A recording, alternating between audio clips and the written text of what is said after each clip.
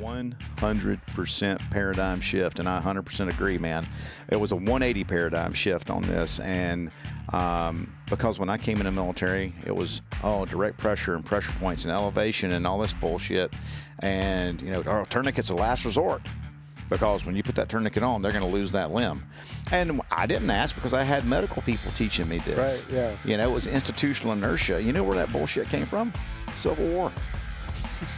Yeah, literally, because they used tourniquets on the battlefield. That's where we kind of started the mass casualty triage protocols, and they would put a tourniquet on to stop a life-threatening hemorrhage. But then it might be 18, 24 hours before they ever received care. And what was the cure then? Because it was all gangrenous. Saw that shit off. Yeah, chop it off, man. So that's where a lot of that bullshit came from, because they found tourniquets, battlefield tourniquets, from the ancient Greeks and ancient Romans.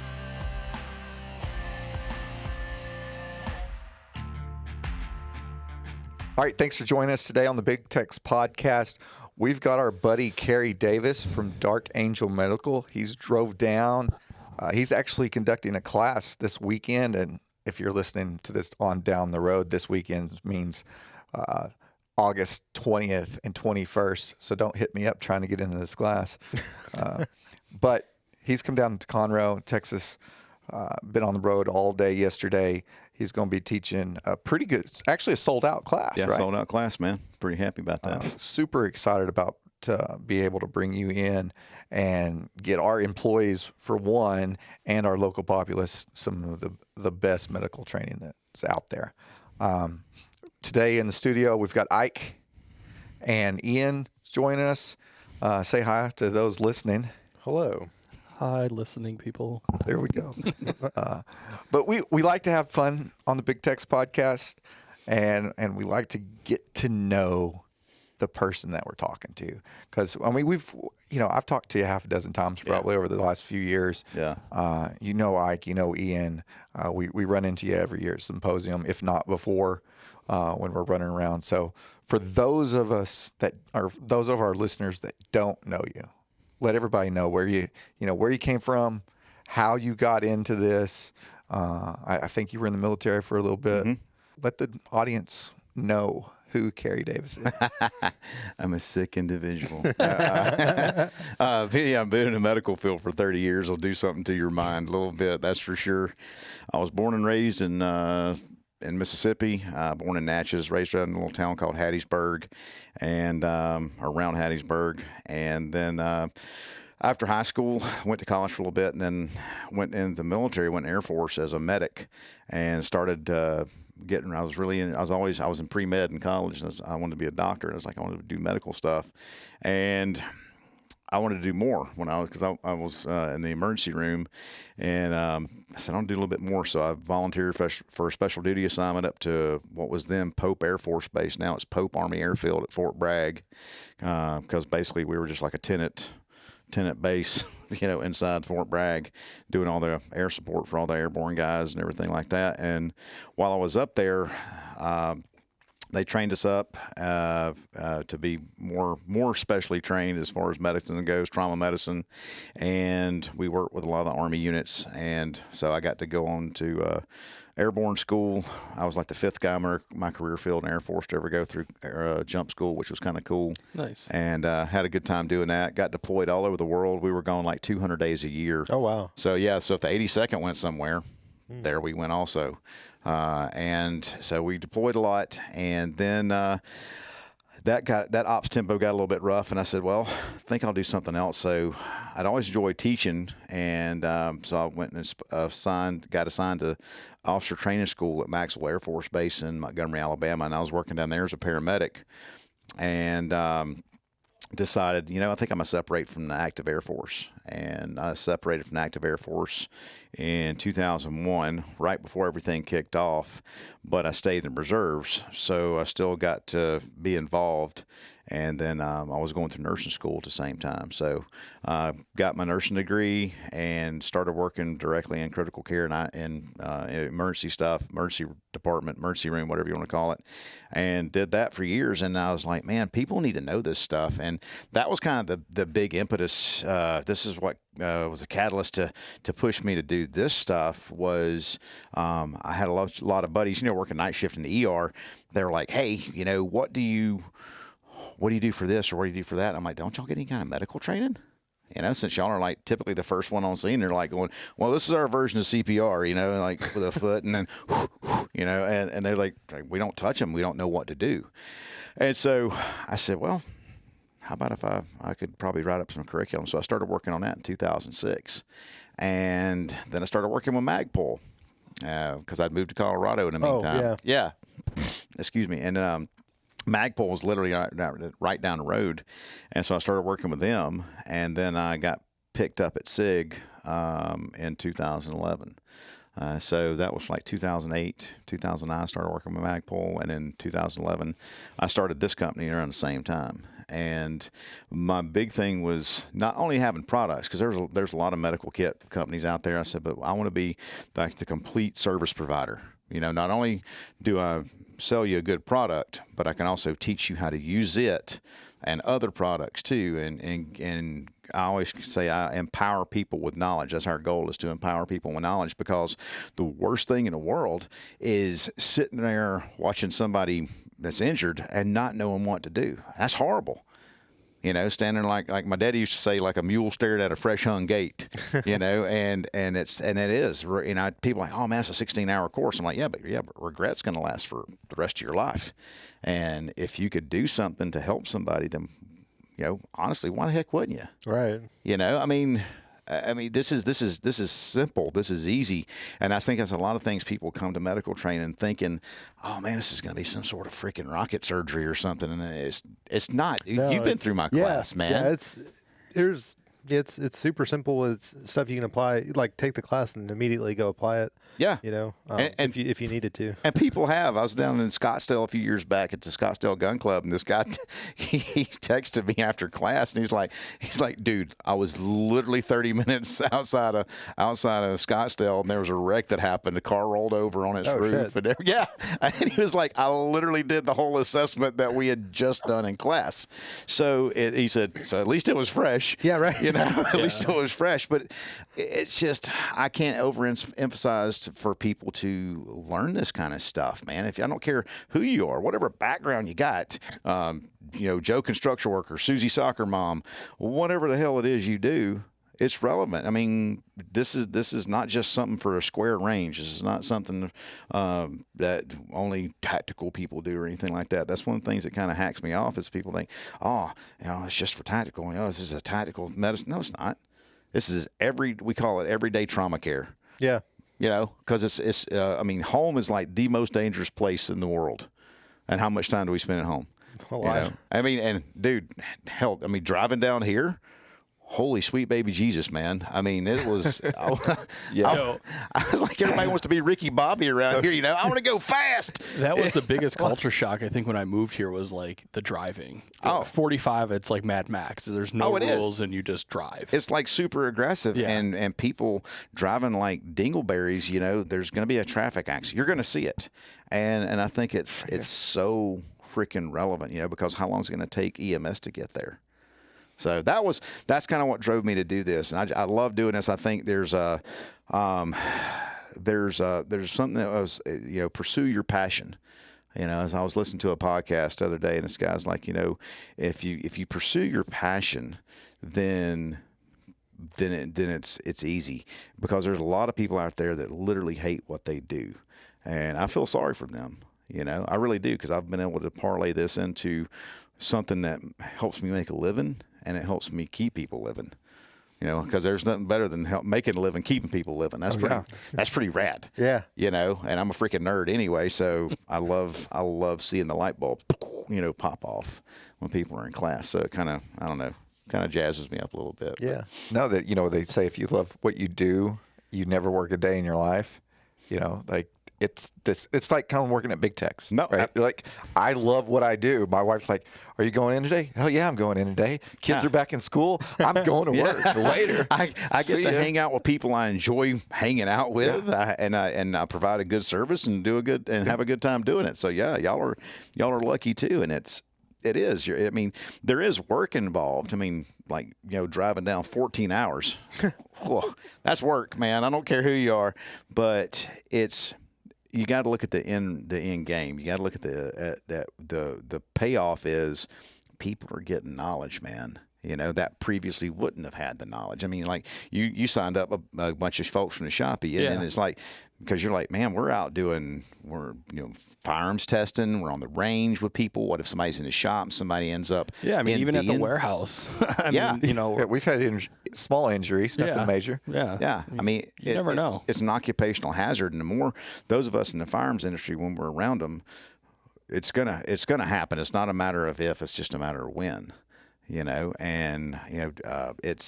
something that I think people need to be very cognizant of. People at home, they slip and fall and put their hand through a plate glass window or something like that, rips their radial artery open. I've seen it. One of my football coaches in high school damn near bled out like that. Oh, wow. Yeah, he was trying to get in. He was knocking on the door, and his hand went through the freaking plate pane glass, and he pulled it back real quick, ripped his freaking artery. He damn near bled out right there on his front porch.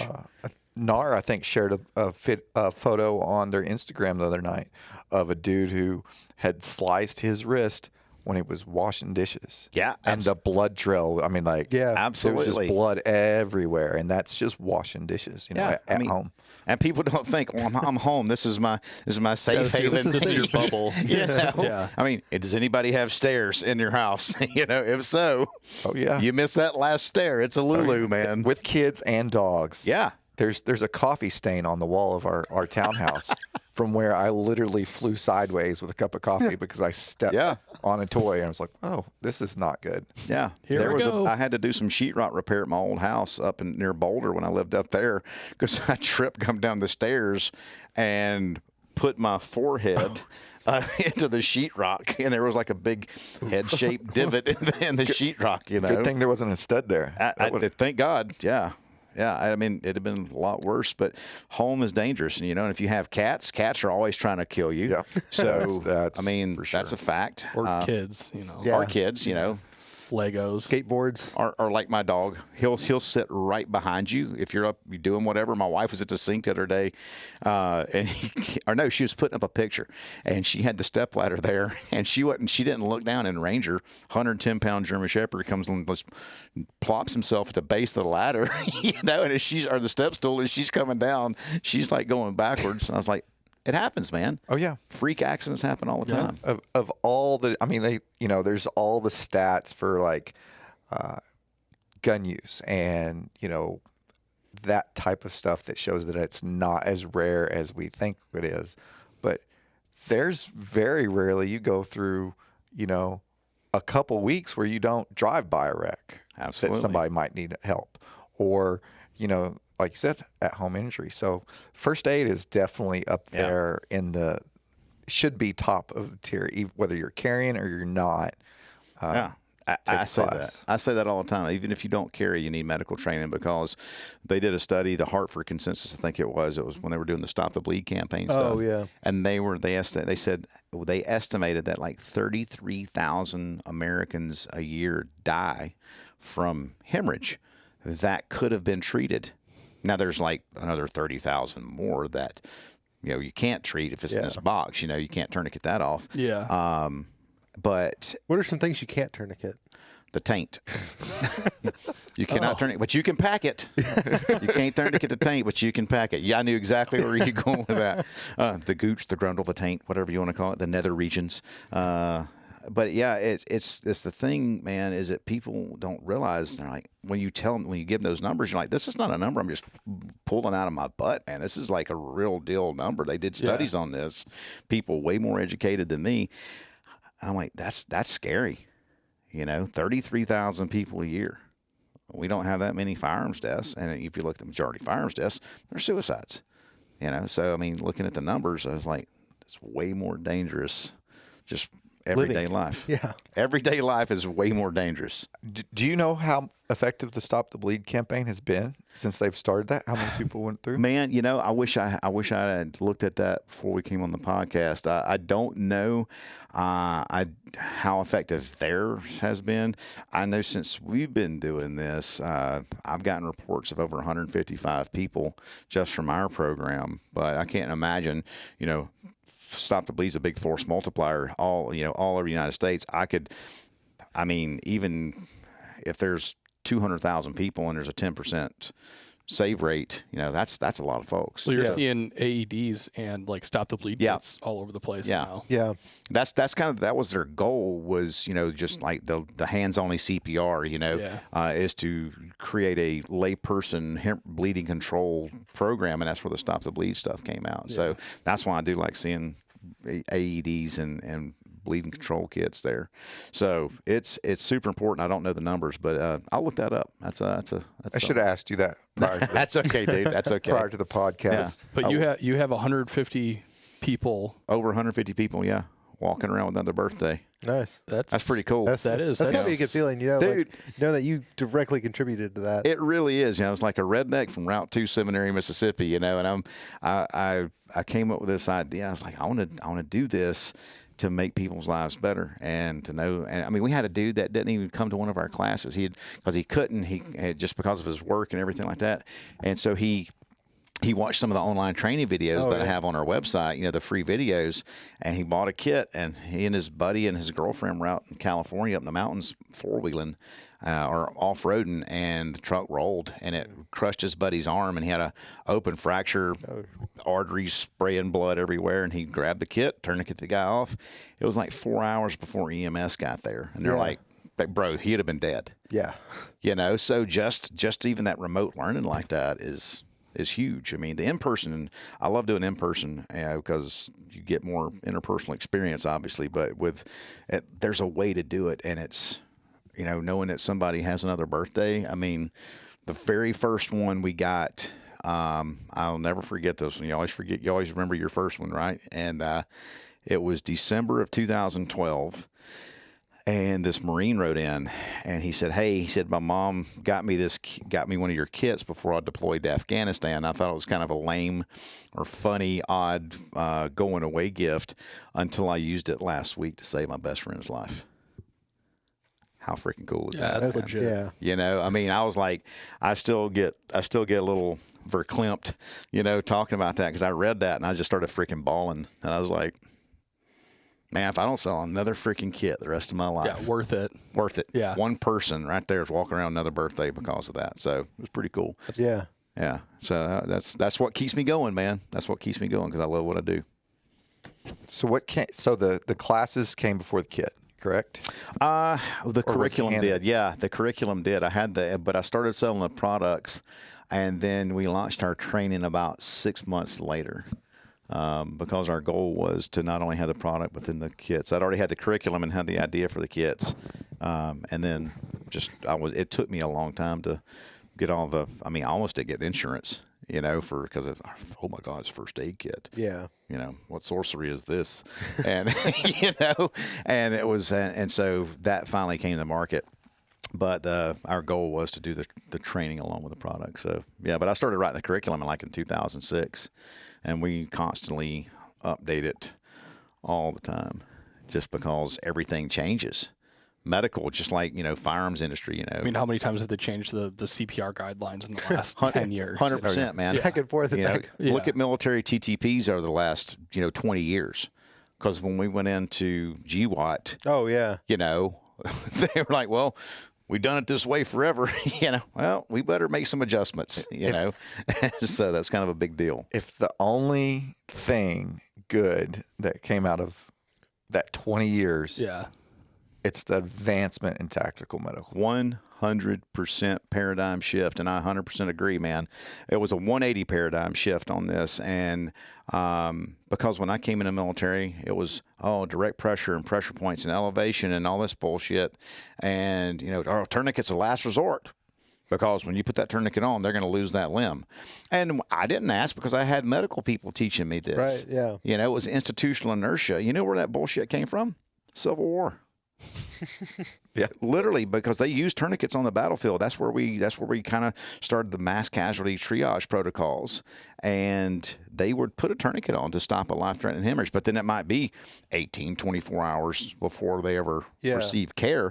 And what was the cure then? Because it was all gangrenous. Saw that shit off. Yeah, chop it off, man. So that's where a lot of that bullshit came from, because they found tourniquets, battlefield tourniquets, from the ancient Greeks and ancient Romans.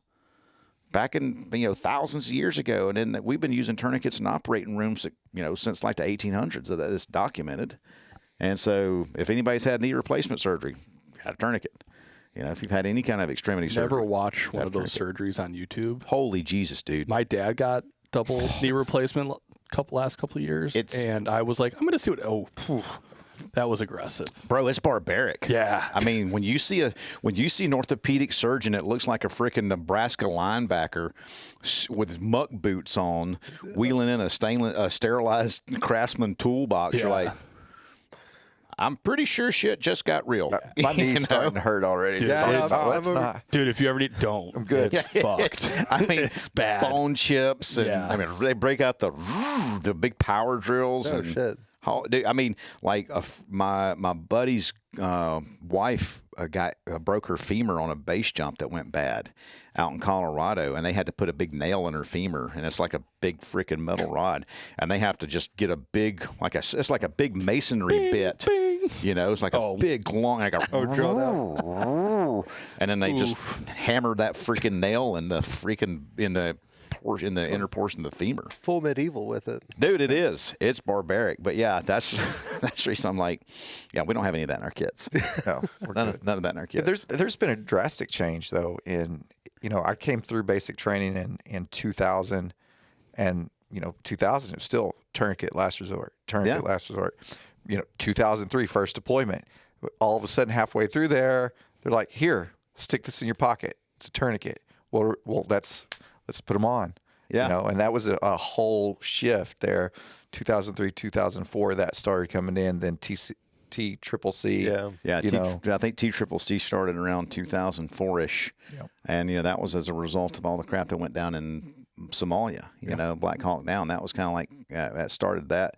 They're like, we got to do better, and, but that institutional inertia, how long did it take to stop? Because we've been teaching it for years, and all of a sudden, because they even were still teaching the tourniquet last thing in combat lifesaver for a few years, even after that. Oh, yeah. I mean, even in the civilian world, I spent a little over a decade in the fire service. And when I first got in, it was like you said, tourniquets were a no-go. Right. It was like, oh, okay. And then, you join the military, and, as the GWAP progressed, all that stuff changed. There was better data. There was more data. There were actual real studies from trauma medicine guys. And so Department of Transportation manages all the curriculum for National Registry of EMTs, paramedics, things like that. So it was DOT mandated curriculum. Do you know when they finally started putting tourniquets in the curriculum? I would guess. Take a guess. I don't think I want to know. I would probably think 2009 or 2010. 2012. Okay. And we had been using tourniquets since 2002. Yeah. Because if you read Robert's Ridge, one of the Ranger medics put a tourniquet on the helicopter pilot that got shot through the arm, and incidentally, that dude had one of the longest tourniquet times on record. They did a case study on him. It was like a 16-hour tourniquet time. Oh, wow. Yeah, and he still kept his originally issued arm. Like a year later, he was back on flying status. Wow. But they said, it took 10 years for us to get it in the curriculum. Yeah. And now I think they're just now in the last couple of years. I had a guy in my class in Grand Junction last weekend. He's a wilderness first responder. He said they just started talking about it in the last year or two there, because they were still teaching. Oh no, tourniquets are bad. I'm like, bro. Oh yeah. Yeah. You still get every once in a while. You'll see on social media or forums or Instagram or whatever. Somebody will be like, "Oh no, you can't tourniquet up." Dude, you're 15 years behind the power curve now. Yeah, absolutely, and that's if you don't have the knowledge, and you don't have the trauma kit, and I hate to say it, I hate to sound negative, but you're the one at fault. because you got to catch up. To me, it's a social responsibility. It's to be. Do I want to be a social asset or a social liability? I want to be able to take care of people, and if you don't, you need to know this stuff. Even if it's a basic stop the bleed class, man, like a 4-hour. People are like, well, I don't have 16 hours. Cool, fine, I get it. Life happens, but dude. You can do a 4-hour stop the bleed class and literally be a force multiplier in this because everything changes. Yeah, going from 0 to stop the bleed is huge. That's huge. Just like going from 0 to CPR AED training. I mean, honestly, I think that's like the trifecta of to get started is CPR, AED, and stop the bleed, because early intervention in any of those cases leads to increased survivability rates. Because you think about it, you got 120 seconds of free bleeding from a bigger vessel before you got 1 foot in the grave and 1 on a nanner peel, man. I mean, you're like deep in the hurt locker. You're deep in the freaking hurt locker. I'm going to have to go back through and write all these down. Yeah. Just come to class. You'll hear plenty more of those. There's at least 50. Lives in Colorado, still has the Mississippi. Deep. Back. Oh yeah. Well, I mean, that comes from my sweet wife Angela, because she and I grew up. That's right. Y'all were college sweet or high school, like even elementary school. Yeah. Fell in love with her when I was in 3rd grade. Man, we grew up 2.2 miles. I measured it 2.2 miles down the road from each other in Mississippi. Nice. Not related. I always say that too. I got to throw that disclaimer in there. Have you done a DNA test? Yeah, but it only took me like 30 years to get the guts up to ask her out. But we got married almost 4 years ago, and she had traveled all over the world, but she never lived outside of Mississippi. So my accent is definitely a lot stronger living with her. Oh yeah. And even my daughter Lily Beth, who stays with us a lot of the time, she's like, she said, people at school are telling me I have a Southern accent in some of the words I say. I'm like, well, how much time do you spend here? Because her mom's from Colorado, so it's got a very neutral accent. And Lily was born in Colorado, so it's funny. People are like, what did you just say? Like, that was actually one of my questions. Yeah. For you. What grade is your daughter in? She's a junior. So does she carry medical stuff in her backpack? Since she was 8 years old. Okay. Yeah. I mean, that's pretty cool. That's a great question. And she's been through the class 5 times.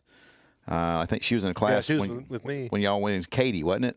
That was at Boyert, wasn't it? I think it was at Boyert. Yeah. Vezerac put on. Yeah. And then, the first 3 times she took it, she was voluntold. The last couple of times she took it, she volunteered herself. She's like, I want to do this because I need a refresher and I don't know how to do that. And she's been learning. She knew how to put tourniquets on when she was little. Because I was like, I would throw a tourniquet at her sister, and go, okay, left leg, go. Or I'd fall down and go, right leg, whatever. And of course, I get the requisite eye roll, and, but I am bleeding out over here. And it's something I think it should be a graduation requirement to have like a stop the bleed class at a very basic minimum. It'd be useful. It'd be fantastic. I mean, yeah. It'd be one of those things that would definitely help you coming out of high school. Yeah. I mean, Lily. Give it like 15, 20 years, then you've got this whole generation of, people that at least at some point in their life had some sort of basic trauma. Yeah, because look at our current world situation. And even like Lily Beth didn't even know how to balance a checkbook. I showed her. I've got a check register. This is like I think medical training is a life skill. Oh, absolutely. Just like learning how to check your oil or put air in your tires or whatever. 100%. Change a tire, change a flat. It's a critical life skill. So, but I don't know. That's just me. I feel pretty good that my girls have Band-Aids. They've got their little Band-Aid kit, but that's kind of like one of those, like anytime they get injured, they want a Band-Aid, yes. Right? So let's make it a please missing a leg. Please put a Band-Aid on. With Band-Aids all over them. Always. But we'll have to get them into. Yeah, we have to lock the Band-Aids up because Emerson will get in there and just put them everywhere. We'll have them all up his leg. He was walking around with probably a week ago at the shop, and he had stickers literally from his waist to his nipple line. Just probably had 10 or 12 stickers. And I was like a kid. I remember when I moved from the other house up in Boulder, and I was sitting there with a freaking razor knife, scraping freaking stickers off of everything. I was like, dear God, keep the stickers away from them. Yeah, we had to get him a little notebook that's a sticker book. So he puts the stickers on the pages in the notebook. That's where you can put them, not on the bikes and the walls and the dishwasher and everything else. But His brother. But yeah, with kids with the stickers and everything, it's so easy. It's so relatable to them because that's fun, you know. And I made the medical stuff fun for the girls. Yeah. You know, and it's all fun and turn it into a game, but they don't even realize they're freaking learning anything. Yeah. You know, and then all of a sudden they know how to put a tourniquet on at 8 years old. Yeah, But I mean, what if it's my dumb ass on the roof, you know, and I fall off and impale myself on something or get sliced up at the house and the kid comes out? Dude, I mean, I used to ride my bike everywhere. And, like, God forbid I would have gotten hurt or one of my buddies would have gotten hurt. I mean, cell phones had just started to come around. Yeah. And it's like, I mean, we rode miles on our bike. And to have, like, be that age and have a skill like that is I mean, awesome. It's just by the grace of God. I know I made my guardian angels work overtime when I was a kid because I lived out in the country. We grew up on a lot of acreage, and we would be gone for till past sundown. Oh yeah. You know, till you hear your mama screaming for you. You know, is come on in, and out there doing all sorts of stupid shit. And it's a wonder that we didn't need any of that stuff. Yeah. And it's one of those things where I think kids need this. One of my classmates got saved by my father-in-law. I didn't even know this because he was asking what I did whenever Angie and I started dating. And he said, she tells me you're doing some medical stuff. And he's like, yeah, I saved that Lockhart boy's life with an improvised tourniquet with a belt and a tire tool because he had run up on the back of my another classmate of ours' four-wheeler. He wasn't paying attention, ran up on the back, flipped over, and the foot peg caught him right behind the knee. And ripped that big artery up, the popliteal artery back behind his knee open. And my father-in-law, it was literally divine intervention, came around the corner. It's between my house and their house, and saw it right as it happened and saw the big spray of blood. Yeah. And he's like, that's what we learned how to do in Vietnam, you know, or during the Vietnam War. He said, I went over there and cranked it on there. But I had a former student of mine. His dad was... I'm not going to give names or locale, whatever, but his dad got injured, and this guy's in his early 20s and didn't realize his dad was injured, went outside, and his dad's passed out from blood loss in the backyard. Yeah, and had the stuff there, had taken the class, and literally saved his dad's life. I mean, so home injuries, you know, or just teaching your kids how to do this. It's just I don't know. We were out 3 weekends ago at Dearly's house helping one of my buddies out, and he's like, we're loading up chainsaws in the ATV, you know, we're fixing to go out, and I grabbed my Dark Angel medical kit, right? Available at darkangelmedical.com. Right, you know, I got us all kits, you know, and so he's been very proactive about that. I threw that in the ATV, and you could just see the lights go on in my buddy's eyes, like, oh, that's a good idea. Oh, he's prior service. He was a Marine, but there wasn't any sort of medical. And we were fixing to go out, you know, 400 or 500 yards from the house with chainsaws. Yeah, like you'd bleed out before you ever got up there. 100%. And that's just, people don't think about it. It's almost like medical's an afterthought. Yeah, unfortunately. Because how you don't think about it until you need it. Until you need it. We're a very reactive society to begin with. How we're not very proactive, and it's like, shit, you know, I could probably use a med kit right about now. By that time, it's too late. It's like being in a defensive encounter and going, man, I should have brought my pistol with me. You're never gonna miss it unless you need it and you don't have it. Thank you. We were talking about the stuff that Chris seen on North American Rescue.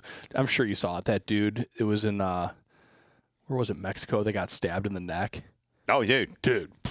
How quick was he gone? Dead. Yeah. Dead. Yeah. Was that the one that was a street fight, or was that the one in Brazil that was the robber? No, it was a street fight. Okay, there was a robber. Did you see the robber? They got shot in the neck. Oh yeah.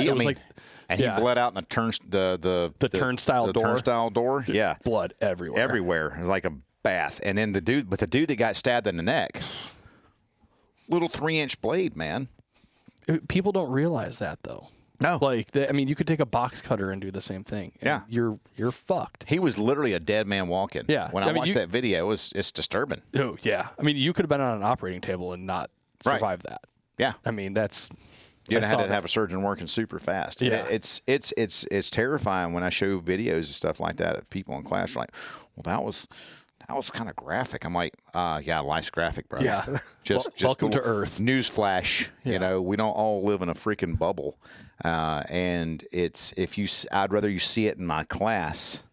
Oh yeah. And know, hey, I know I might vapor lock a little bit, but you won't completely freeze, won't completely lock up if you do see it in real life. Yeah. Just like, William April's class, the stuff that he would show in class or talk about, you need a compartment for that. Yeah, you need a spot in your Rolodex. You need to already know, hey, this can happen. 100%. Because how many times on YouTube you see something happen and you're just like, why is that lady just standing there watching this baby get stomped? Yeah. Well, that's just not something that you can process. Yeah. Like it doesn't process that's actually happening. It's like it's so absurd and so like outside of anything you might expect that you just don't even realize that it's happening. It was, we took that parent and guardian class, and he kind of talked about some of that stuff, and that was, with John Johnson. I think he brought that up, and it's like one of those things where, that's happening in front of me, and it just doesn't. Yeah. It doesn't because it doesn't because you hadn't ever thought about it, and two, when it does happen like that, it's surreal. Yeah, it's like there's no way this could be happening. There's no way your eyes see it, but your brain is refusing to let you believe that it's happening or accept that this is reality. Like this is not real, and it's one of those things I tell people. They're like, well, how do you take care of somebody? I've been doing it for 30 years, almost 31 now, and I'm like. And I don't say this to sound crude or callous or jaded or anything, because I'm not. I'm very sympathetic to people, empathetic to people who've been injured. But I'm like, I have to treat the injury. I'm not treating the person. I'm treating the injury that's going to kill the person. So I kind of have to. I tell them, I said, you have to almost disassociate yourself from it in that instance. You're still going to get traumatized by it. No matter what, you're still going to get traumatized by it, and go talk to somebody. That's another big piece of advice I tell people. If you've never dealt with an injury like that, go talk to somebody, because it's going to screw you up. But you got to disassociate yourself from it to be able to focus better on that. And that way you're not vapor locking. You're not freaking out. So I've seen it in the fire service. Like you get there and somebody's just standing there, in the ER or whatever, and you're just like. Hello. Like, come on, like, we're here to help, please. Ground control to Major Tom. Dating myself with that one. And it's like, I remember one of the car accidents I pulled up on when I was a paramedic, I got out of the ambulance and slipped in brains, and I'm sitting there going, well, can't do anything about that one, you know, and the other dude just standing there, looking at what was the person he was riding with, what they were there, and now they're not. You know, he was just kind of vapor locked, and he's sitting there just bleeding from this big scalp laceration. His scalp was completely avulsed. You could see his skull, and he's standing there not even paying attention to this. He's looking at the brains you just slipped on. Because he's just vapor locked because I slipped in his friend's brains. And I'm like, well, I got to take care of him because I can't do anything about them. So, and that's another thing I think these classes teach people is you can do a certain amount. There's a certain amount you can't do. And I think if you get that gives people closure, so to speak, because they're like, well, I did everything I can for them. Because what's one of the big things we always do? How many of y'all second guess yourselves? Oh yeah. Big critic, we're all self-critiquing, especially if you're a type A, type person like that, you self-critique. And I think people, they're like, well, I couldn't do anything for them. And I think that's better than not knowing, well, what could I have done? Could I have done anything for them? If you take a class, you're like, oh, yeah, I couldn't have done anything. It sucks, but I couldn't do anything. I couldn't do anything for them anyway. Yeah. So, yeah. Yep. All right. Good times. Yeah. Good time. When we were sitting here thinking about that, I had a instance. I told you about the lady at HEB. Yeah. I do the grocery shopping. I do the cooking. I was at HEB one day, and I typically go on Sunday afternoon, so it's the church crowd, and I'd went later on in the evening for some reason. And I'm sitting there bagging up my broccoli, and I turn, and I just see this old lady just go, boom, hit the ground. She cut her head on the way down, and she's sitting there. And an elderly gentleman, he might not have even been able to get down and help his wife. Right, physically limited. But she's laying there holding her head, and it's spurting, and he's not. He's just kind of standing there. And one other person helped me. She grabbed some paper towels, and I grabbed a plastic bag. I didn't have my kit on me. My stuff's usually in the truck. Right. But paper towels, plastic bag, and just but you acted. Held it there. You acted because you didn't have the kit, but you had the knowledge. Right. And that's what I tell people. Even if you don't have the kit, the best kit is the one you got on you. The best kit's the one you got on you. But even if you don't have that kit or something happens, you've exhausted those supplies. If you have a class, then you know the rationale behind how to use that stuff and what to do. Same. Yeah. I mean, I couldn't exactly tourniquet her neck, but I mean, you can. You can. But I mean, it definitely would have stopped the bleeding. It'll definitely stop the bleeding. But the pressure, it worked. Hey, I just sit there, and then I was like, man, you know what? 6 minutes of sitting here holding that pressure on this lady's head before the fire department showed up, I was wore out. Already just sitting there, kneeling, holding this lady's head. Isn't that crazy? Yeah. And people don't understand that. I mean, it's like I had a similar incident happen to me years ago in Atlanta.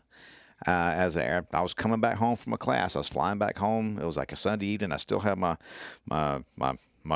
uniform, whatever, on, and this guy passes. I was in a serpentine for security, and this guy just boom passes out, locks up, and passes out. And we're in a serpentine. Instead of somebody catching him, everybody's like, "Oh shit!" Got out of the way, and the dude's head sounded like a freaking cantaloupe hitting the floor, and it's like triple tapped. And all of a sudden, I see this pool of blood, and I was like, "Oh crap!" And so I dropped my stuff and had a little mini kit, darkangelmedical.com, in my pocket, and ran up to the dude, started putting my gloves on, and I was there with a dude for 25 minutes before EMS showed up.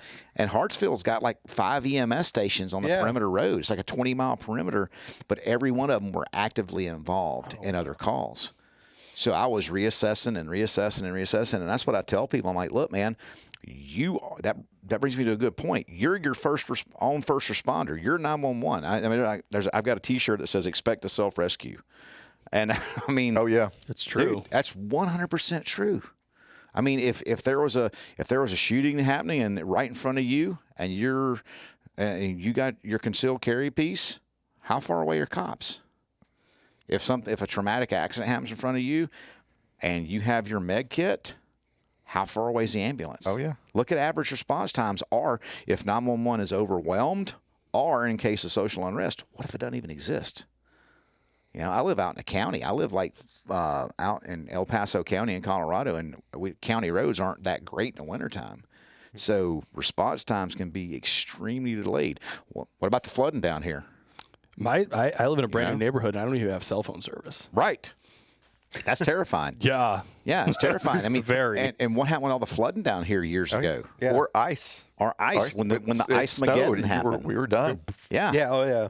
Nothing was happening. And that's just it. I mean, you think about it. But I guarantee you accidents were still happening. Oh, yeah. So what are people going to do? You better know. Dude, hella people died when the snow happened because they were running their cars in their garages or their generators in their garages. Okay. Yeah. Yeah, exactly. Well, just like Katrina, when Katrina happened, because my brothers still live on the Gulf Coast of Mississippi, and people were getting looted, so they were putting their generators in their garages. Yeah. So people wouldn't steal the generators, but hey, surprise, carbon monoxide, you're welcome. And it's one of these things that I'm like, if EMS is not around, you better be your own EMS. You better be your own first responder. So that's the reason I think this training is so timely and so relevant. Just look at what's going on around us nowadays. Oh yeah. Help could be inside the hallway and standing there for 55 minutes. Imagine that. Yeah. Imagine that. Yeah. Imagine that. And that's the reason I think schools, teachers. I just went and taught a private school down in Colorado Springs. Taught their guardian staff like a 1-day basic trauma class. And I said, they said, this is fantastic. I said, no, it's fantastic. What's fantastic is y'all being proactive and doing this. That's very true. That's what's fantastic. I had the service out there. It's just people need to come take it. And I'm like, because you're going to be a force multiplier for these 500 students, these 600 students you have in your class. Will you teach big groups like that? Like if a school wanted to hire you as a Yeah. Cool. That's awesome. I mean, because I have a pared down 1-day curriculum, which is I call it basic trauma management, that I can teach these folks, because a 2-day class is hard for administrators to get their teachers to, their educators to. So school resource officers, teachers, whomever come to class. I even had some of the school nurses, and they're like, "Yeah, I never had this crap in nursing school." I'm like, "No, of course you don't." Nobody teaches you to put tourniquets on. I can give a bed bath like a champ. Can wipe an ass like a pro. Hey man, I'm a bedpan commando, but I never was taught to put a tourniquet on in nursing school. And that's what I tell people. I'm like, look, just because they're a nurse or somebody comes up on the scene, I'm a doctor. Well, what kind of doctor? Yeah. Well, I'm a urologist. Well, you can do a hell of a prostate check, but do you know anything about a tourniquet? And 9 times out of 10, they're like, I have no clue. I've had cardiothoracic surgeons come in my class, ER docs come in my class, and they're like, hey, I learned stuff from this, because they didn't know, because they weren't trained on that kind of stuff. So, yeah, I think it's relevant, man. That's what I like about it. Sorry, I'm droning, but yeah. Oh no, you're No. No, that's exactly what we're here to talk about, and show our listeners or our viewers, whatever you want to call it, how important this type of training is compared to it's not the sexy cool guy stuff where we're burn it down, burning it down. Yeah, exactly. $2,000 pistols and optics. BigTexOrdnance.com. Yeah, but no, nice shameless plug. But you're exactly 100% correct, man. Because it's not cool, it's not sexy. But bleeding out ain't cool. Bleeding out ain't sexy either. And that's what I tell people. I even have a sticker. Bleeding out ain't sexy. And we have a sticker guy. We can make that happen. We have a sticker guy. I've got some old ones. I'll send you the file if you want me to. Or we could even make a new sticker. We can make it happen. Bleeding out ain't sexy. About it. Yeah, bleeding out ain't sexy. And that's what I tell people all the time. And they're like, oh, man, your kit's expensive. I'm like, yeah, what's even more expensive? A funeral. Fact. And people are like, damn, man, that's kind of harsh. I'm like, no, it's a harsh reality. And I was teaching a class up at SIG Academy, because I'm a part-time instructor there for like the last 11 years. And this guy was on the long range course, and he's like, what kind of kid is that? It's a Stark Angel Medical kid. He said, he said, where'd you get it? I said, my company. He said, SIG? I said, no, I own the company. He's like, oh, and he's like, how much is that? I said, after a coupon code, it's like $175, $180. And he's like, man, that's expensive. And I looked down at him. He was proned out on the deck. Shooting magic ammo. With a freaking Schmidt and Bender. Yeah. A custom .338 Lapua Magnum. And I looked at him. I was like, and I said it without even, my filter just left. I was like, you got to be shitting me. And he's like, well, what? I said, dude, you got $5,000 worth of glass, $4,000 worth of rifle. And each round, instead of the bolt, $3, instead of the bolt ringing, it's like cha-ching, cha-ching every time you shoot. I said, you're shooting paper and steel at 800 to 1,000 yards. I said, you're way more liable to use this than that, And I was like, oh, and he had a can on it. He had a Silencer Co. big bore harvester on it too. So there's the can too. And I was like, but it's priorities, man. And it's like, I love to go shoot. I love to go to a shooting class. I love to get out there and burn it down, and it's important, it's a good skill to have. It's another be your own 911 type person thing. But I think, like you said, you hit the nail on the head, man, that medical is very underemphasized because it's not cool. It's not sexy. But it takes 2 days out of your life. This class takes 2 days out of your life, and you'll be so empowered and so confident. I think that's one of the big things I like. I ask people, "Hey, do you feel more confident after the class? Did you feel more confident?" Oh, 100%. And it's just people come in like this, and there's some trepidation there. Big word for redneck, right? But there's some trepidation there, and then after the class, their confidence levels through the freaking roof, and they're like, "Man, I should have had this years ago." And I'm like, "Yeah. You probably should have, man." And it's if I can get people, if I can change their mindset, and that's what I try to do. I try to have get people to have a perceptual change. So if they come to the class and I'm like, if I don't make you more paranoid by the time you got here, then if you don't leave more paranoid there when you got here, then I hadn't done my job, because it makes people literally have a perceptual change. Like if you go to like if you go to a shooting class or whatever, you go to a mindset class, how many of y'all sit with your backs to the wall when you go into a restaurant? Or, so you can see the door. Yeah. Or to see a secondary exit, That's just being proactive, being prepared. So, yeah. I don't know. I ain't nothing. My daughter calls me the tactical Oompa Loompa, but it's and I'm okay with that. But it's just a matter of being prepared and confident and having the mindset, and having the kit is great. Having the training is great, but you got to have the mindset in order to be that difference. You got to be able to use it. It's just like there's so many parallels between firearms and medicine, as if you don't have, if you're carrying a gun and you don't have the right mindset to use it, and you've had some training, you're still a liability, And if you use one of our kits too, I'm gonna throw a little shameless plug out there. If you use one of our kits, we got a thing called a kit for life guarantee. And we will replace whatever it is you use if you save somebody's life. Just send us some documentation and send us. If you don't save their life, but you we'll give it to you at a steeply discounted price. DarkAngelMedical.com. Yeah, exactly. But and I'm very happy to say, hey man, I've replaced over 155 kits or components thereof, and that's pretty freaking cool. Yeah, that's pretty freaking cool. So you buy once, you cry once, but we stand behind it, and that's the big thing. And you get a gold coin. It's not like a real gold coin. It's like a gold tone. Gold colored. It's gold, baby. Yeah. And you do have, we'll talk products for a second here so people know that are listening. You've got the standard Dark Angel medical kit, right? Mm-hmm. You make a vehicle one? Yeah, specific? we make a couple of vehicles. We make a headrest mounted kit. We make a visor mounted kit. Make an ankle kit. We make one called an EDC. That's belt mounted or molly mounted. We make the mini, which slips into a pocket, and you can throw a tourniquet in there too, like a soft tee or something, because it's real flat. That's what my wife carries in her purse is the mini with a soft tee rubber banded to it. My daughter too, Lilybeth too. We make a hard case. It's from Royal Case Company out of Dallas. Mm-hmm. Yeah, we like those red ones. The red ones, yeah. Yeah, we have 2 or 3 up here. We've got 2 at the range. We got one at our house. In the vehicles, we freaking love those. Yeah, we have the one that we take to class all the time. Yeah, because it's red, it's highly visible. It's rugged, it's waterproof, floats, all that kind of stuff. We got the St. Mike bag, big mass casualty bag. We had it. We even had it at the SWAT conference, sitting on the table. Oh yeah, Everywhere we go, we take it. That's awesome. Every event, every training event that we go to and stuff, we got that. Throw it on the table. There it is. Yeah.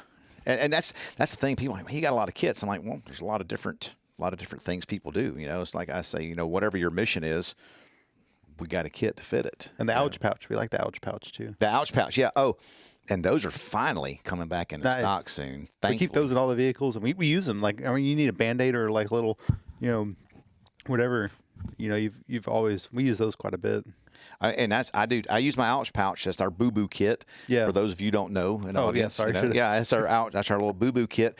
But I use that more than anything. And honestly, you're going to use that more than anything. I hope so. Yeah. I hope if you're using like a tourniquet a week. Yeah, exactly. You got to change jobs. Yeah. You got to reevaluate some things. Yeah, I use a tourniquet once a week, whether I need it or not.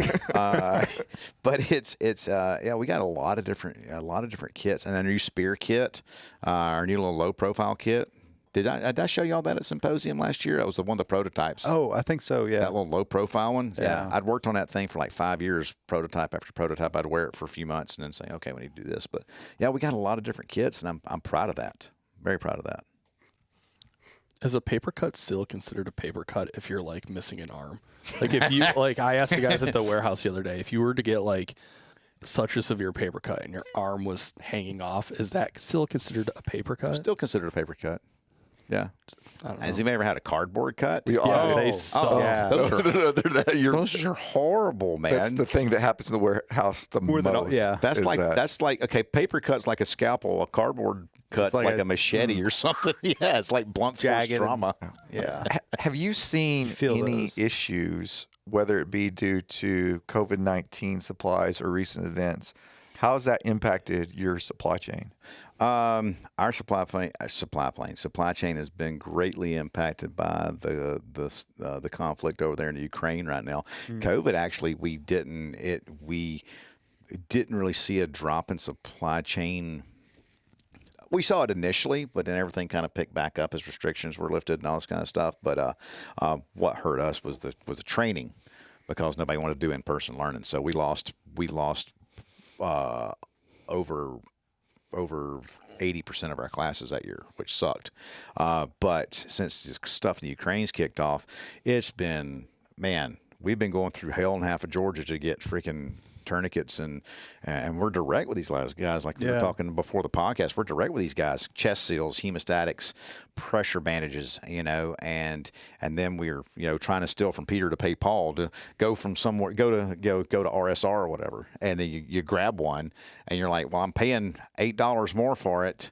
That's going to screw my profit up, but at least the customer gets what they need. Yeah. And so that's, exactly what I'm saying, man. You're talking about that stuff the other day, or today, and I asked one of my sales reps, I was like, dude, do they realize that people in the U.S. are still getting hurt? I mean, there's going to be like a 10 tourniquet to 1 person ratio over there, and I can't hardly find anything to get it. Oh yeah, it's been crazy lately.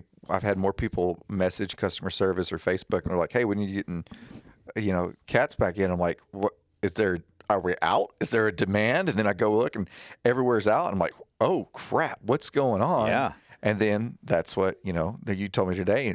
Last time we were able to get a chance, usually it was, hey, I'll buy 4. I'm buying 50. Yeah. Because I don't know when the next time that they're going to come available. Yeah. And if our customers are wanting that, then I need to have it. No, absolutely, and that's been a big problem for us. Is I want, people are like, I want my kit, and I'm like, dude, I know. I want to sell you one. I want to sell you one. I want my products, because they've been on back order for 8 weeks now. Some of the stuff, and that's been a big thing for us. Is we try to fulfill product orders in a timely manner with only the two whole people we have in the shop. But it's we're a small business with a big heart, I like to say, but it still has been a problem for us to get stuff as medical components. I never would have thought that. It didn't really compute, because we still had a good supply chain even during GWAT and everything. I still had a good supply chain, and now this kicked off. It's like all these nonprofits are sending massive, pallet loads and pallet loads. Do you have any kits over there that you know of? I know. Actually, yeah. There's a couple of my buddies who are former military over there fighting right now that have our kits on. Oh, nice. So, yeah. Which is kind of rad. Scary, but kind of rad at the same time.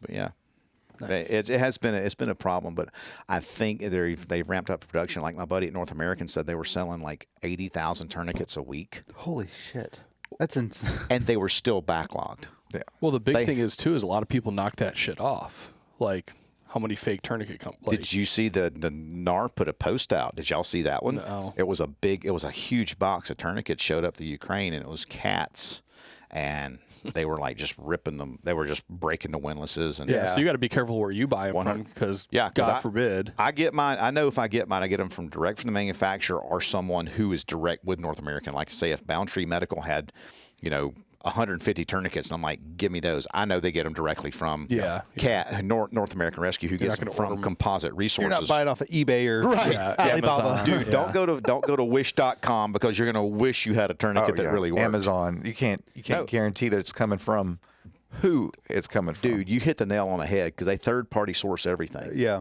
And you don't know who it's going to come from. And I've had I see that with Surefire and Trigicon. Like people will buy Surefire, Trigicon, or whatever off of Amazon, and then they end up getting a fake. Yep. Because there's 100 different places that could have came from. They source it from whomever, and that's when people come to class. They're like, oh, shit.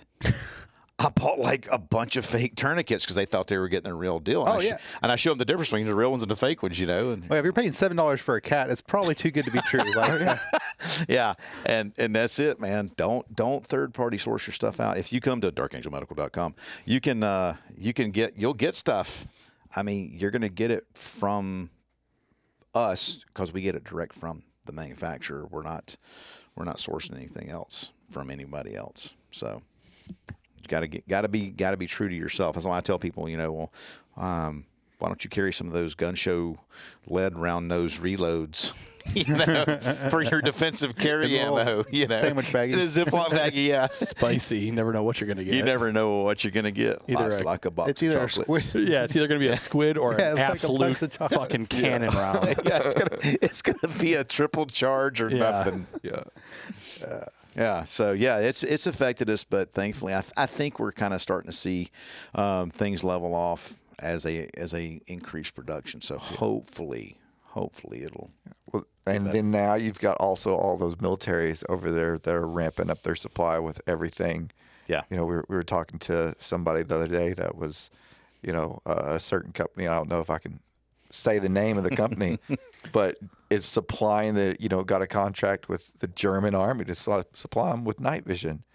Like, poof. Yep. Okay. Yep. All those countries over there are now like, okay, we're ramping up our stuff because this is actually, you know, Cold Wars went hot 30 years after the Cold War was over. And we're a lot closer to Russia than. So and the domestic supply of night vision is going to be going like a fart in the wind. Yeah. You know, so if you don't have night vision right now, you better get it from BigTexOrdnance.com. You got any other questions for him, Mike? Tampons. Oh, belong in vaginas. And there's the promo. Yeah. There's the promo clip. We could turn that into a sticker too. we can. No, but like if you go on the internet, everyone's like, "Oh, I'm not going to carry medical because I just carry tampons. They're 1/10 the price or whatever." I got a belt and some tampons. Yeah. Some tampons. If you see where the Millers, it's a tampon. Now, Great movie. It's a great movie, man. Jennifer Aniston. Tampons. Let me dispel that myth real quick. Like,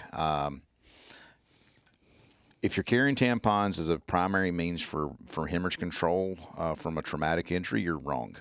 1967 called. They want their technology back because people are like, oh, well, my granddaddy's brother's uncle's cousin, carried him in Vietnam and, said they worked. And some dude, in GWAT said it worked. I'm like, look, dude, I got a broke watch that's right twice a day.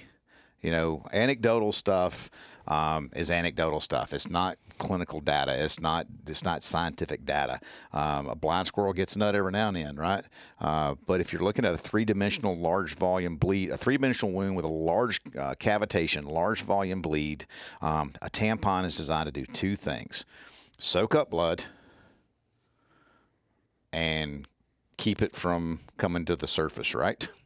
So because that's what it's designed for. It's designed to soak up blood. If you're trying to stop a bleed, you got to have two things. You got to have compression. Tampon does not offer compression.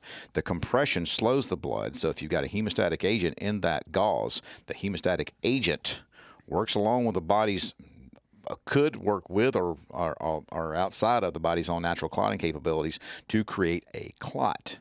That compression slows the blood down, which leads to the building of a clot, coagulation. So you got to have something that creates compression and coagulation. A tampon doesn't do that. So, and in your class, like you have that wound block or whatever. Yeah. The wound may only be, for those that can't see, is only a couple inches deep, but the amount of gauze that you can shove in there is unreal. It's insane. Like if you had to use, how many tampons would that take to? All of them. Exactly. All of them. What if you had tampons with quick clot on them? Okay, so that's a good question.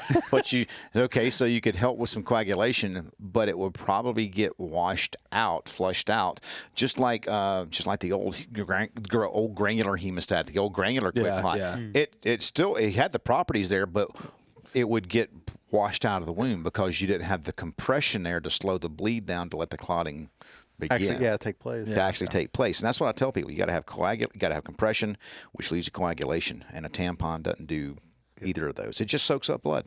That's what it's, I mean, they're great for nosebleeds. I mean, we would soak them in like neosynephrine and ER, or medical grade cocaine, because Rick James said cocaine's a hell of a drug. And Rick James, bitch. Yeah, Rick James, bitch. And so it would, because it's a very powerful vasoconstrictor, so right up in there in the nose, and it soaked up that blood. So yeah, I mean, you don't. I mean, if you're using a quick clot gauze or a Kaido gauze or something like that, you're starting the clotting process in literally less than a minute. Literally less than a minute. It's not going to happen with the tampon. With a tampon. Not happening. With a tampon or a belt. People are like, oh, I got a belt. I'm like, how long is it going to take you to fashion an improvised tourniquet with that belt when you could just carry a freaking cat or a soft T wide? Exactly. And be done with it. Has a windlass right there. I mean, and go to Filster, go to y'all know John. Oh yeah. The Filster flat pack.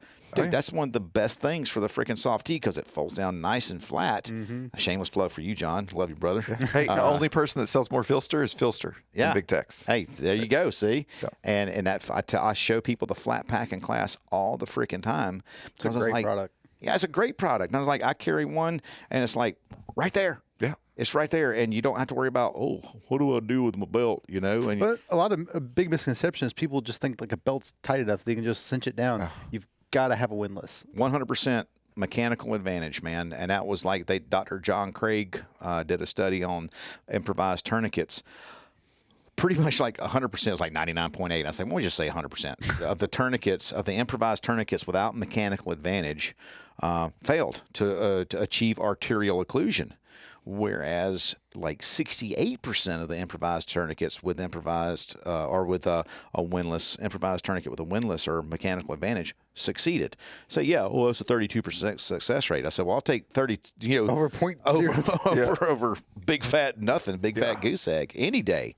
So it just shows how important it is to have mechanical advantage. But the thing is, how timely are you with that? How quickly can you get that thing applied? Whereas with a cat or soft T, right there, you got it done. It's money because that's what it's designed. Yeah, I to was do. gonna say it's like literally built to do that. That's what it's commercially designed to do. Your belt is designed to keep your britches over your ass, above your ass.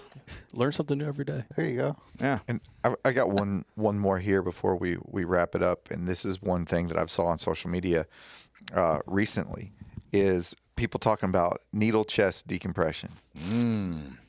Like that's been like all of a sudden a hot topic. Yep.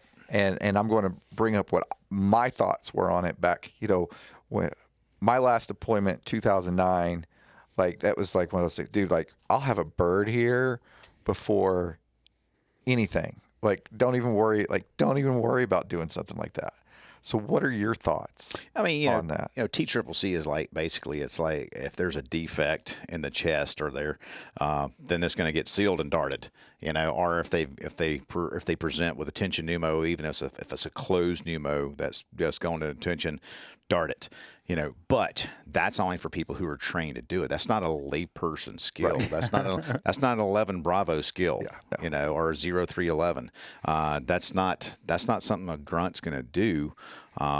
Unless they've been trained, and because they did the studies on this, and they were showing this was from paramedics, who were in the field and have been in the field, and like it was some astounding number, like 80-something% of them, they were going like it was all over the place. So they got shot in the chest with freaking bird shot, on the diagram. They were like, okay, this is where they would put it because they completely missed the landmarks, and if you don't know the landmark, up in here, and there's one down here, then you're going to hurt somebody. And that's what I tell people. Look, that's the reason we put the needle in the military spec kit, because that's part of TCCC standards. It's not anything else. And there's a reason for that now. Yeah, it's not like there's a military grade and then a civilian grade. It's just No, it's just whatever kind of hemostatic gauze is in the kit. Yes, that's a good question too. What level of the kit when you see our kits is what if you got the bleeding control dressing, which is quick clot hemostatic gauze, or you got the LE kit, LE quick clot, and the mil spec kit has the mil, which is just the same as the LE is just in a green package with a national stock number. But the mill kit has a TCCC card, casualty card, and a decompression needle just to fit military standards. But that's just it, man. If you don't know what you're doing, you could hurt somebody. You could kill somebody. Yeah. Oh, they didn't have a tension pneumothorax, but they do now, thanks to you. Or, hey, you nicked that subclavian artery. Now they're bleeding to death. Or you go even in, you hit an intermammary artery. Or you go in even further. Oh, you nicked the aorta. Sorry. Yeah. And if you just because you stayed at Holiday Inn Express last night, that is not defensible in a court of law. Or I've seen it on the YouTubes. And people are like, well, I took a TCCC class. Good for you. I'm glad. That's awesome that you took a TCCC class. Well, I'm certified. No, you got a certification. You got a certificate showing you've been trained in that, but you're not licensed to do that. That's the big thing. That's the reason. Don't go stabbing people with needles. Yeah.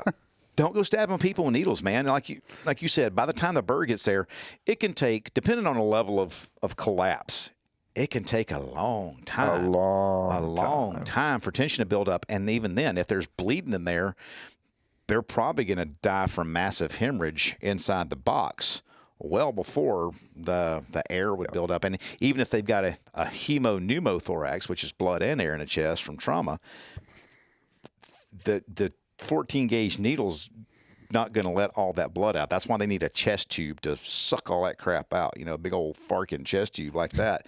I mean, a little decompression needle's like, tossing a fat kid a Pez. It ain't happening. We want more Pez. Yeah, we want we want all the Pez. It is stay in your, and it's like we hear it in a shooting community all the time. Stay in your lane, right? Stay in your lane. So if you're not licensed to do it, stay in your lane. Don't accept that risk. Don't accept that liability, and don't put moreover, don't put the person that you're taking care of at risk. Oh yeah. First do no harm. Primum non nocere. That's the Latin for the medical field. First, do no harm. Don't cause any further injury. Don't cause any further harm. I got one more, Chris. Go for it. Most of our audience is gun carrying people. What do you recommend them to carry like every day? These guys are carrying a gun, a flashlight, pocket knife, a wallet, a sextant, a flint and steel, a Viz 17 panel. I mean, that's when I see it. I was like, this is my EDC. And I'm like, bro, you got like 2 knives, 4 mags, 2 flashlights. If you fall into a creek, you're going to freaking drown. I'm like, where's your medical? Don't have room. That's one of my big things. I carry a lot of crap in my pockets too, but one thing I do have is medical. Like I got my boots on right now, so I've got my stuff in my man purse over here. But like I can throw chest seal and tourniquet and pressure bandage in one. I can throw a tourniquet in one boot and a chest seal, pressure bandage, and quick clot in the other boot. So if you're wearing cowboy boots, you can still carry a med kit. Got your shit kickers on. Yeah, that's right, man. Come on. I need a new pair. If you're wearing the tactical dad shorts, Chris's guy here. Oh yeah, every day. That's the uniform. You can throw a med kit now. I mean, hell, throw a tourniquet on one side. Throw a EDC kit on the other side. Ike's wearing jeans. You can throw an ankle kit on. I need to get an ankle kit. Yeah, I mean they're super comfortable. The way I designed it was like an open top mag pouch. Oh. So you just pull the little tab and pull your crap out, and it's a stretchy nylon webbing instead of just plain nylon because that doesn't fit well. Find what you can carry depending on what you're wearing because it's not a one size fits all situation. You may have to parent tailor to what it is. I mean, if I was wearing like a suit, I would wear a different kit, Just like you wear a different gun. Right, exactly. Or carry a different pocket knife, whatever. Yeah. If you're wearing skinny jeans, I can guarantee you ankle kits ain't the way. Or any kind of tapered pants or anything like that. But just find out what works best for you, and then pair and tailor it. But at a bare minimum, we'll finish up. We've gone over a little bit. Oh, you're good. I want to talk about Pocket Doc's top 5. If you're carrying stuff, top 5 for trauma stuff. Gloves, like multiple pairs of nitrile gloves. Not black ones. Not if that's all you can get, dance with who brung you. But if you can carry a lighter color glove, do that, and get a medical grade glove, exam grade glove versus the Home Depot gloves, because those meet different quality control standards. Because those Home Depot gloves, while they're nitrile, they allow, if they're a contractor grade glove, they can have holes and stuff like that. They can be porous. So be careful with that, because we're trying to protect yourself from cooties. Okay, so gloves, at least one or two tourniquets, because the old 2 is 1 is none thing. And it may take more than one tourniquet to stop a bleed. That happens. So gloves, tourniquets, pressure bandages, hemostatic gauze, and then chest seals. So that'll give you a nice little well-rounded trauma kit. At least that's the top 5 basic things. If you can throw a space blanket in there, anything else like our full-size Dark's got in it, then do it. But otherwise, that's the basic stuff. That's what we have in our EDC kit and in our ankle kit. And like in our mini kit, we've got a smaller roll of gauze, of hemostatic gauze. And that's for minor to moderate bleeds, and we label it as such because a lot of these companies out there that capitalize on consumer ignorance, and that's not a diminishing term at all, because people don't know any better until you teach them. They'll say, "Oh, it's got hemostatic gauze in there." I'm like, "Yeah, it's got 2 feet." Or it's got 4 feet. Whereas we pack 12 feet into that one thing, and that's for your severe life-threatening bleeds. So we even have it on the mini kit. Hey, this is for minor to moderate bleeds. This is minor trauma, not life-threatening trauma. So we try to be upfront and educate folks, man. And for those listeners who didn't catch it already, where can we find your stuff at? You can go to darkangelmedical.com, check out our products, check out our training calendar. Hoping to be back down here next year. Oh, for sure. And then, if you want a class in your area and we're not in your area, we are host dependent. So reach out to us at info@darkangelmedical.com and say, "Hey, I want to host a class for 2023 because we're starting on 2023 calendar right now." So, yeah, man. Well, we really appreciate you coming on. Yeah, absolutely. Thank y'all for having me on. For coming down. Enjoyed it. Yeah. I was stoked to get down here, man, because I was like, I get to see the boys. Yeah. So I think we're all pretty excited for class. Yeah, pretty much the whole crew is taking the class this weekend, so it's gonna be good, man. Yeah. Gonna get their learn on. Hell yeah. Yeah, Jake asked me, he texted me, he said, "Hey man," he said, "is coffee and water or energy drinks?" I said, "That's fine with me." I said, "But I require the finest glacier water known to man, and the coffee beans, after being roasted, must not be ground. They must be crushed between the thighs of a Colombian virgin." So, and he wrote back and said, "That's hilarious." I said, I said, "Dude, Folgers and freaking Dasani are good with me, bro. I am not high maintenance at all." Fantastic. Well, y'all have fun tomorrow. I wish I was being able to join you. Next time. Thanks, man. Appreciate y'all. And those listeners out there are watching, make sure you listen to us, subscribe, follow, ring the bell, do all that good stuff. So you get notifications from us. Hit the bell. I don't know where I'm supposed to point. Wherever the bell is. We appreciate you listening. Thank you.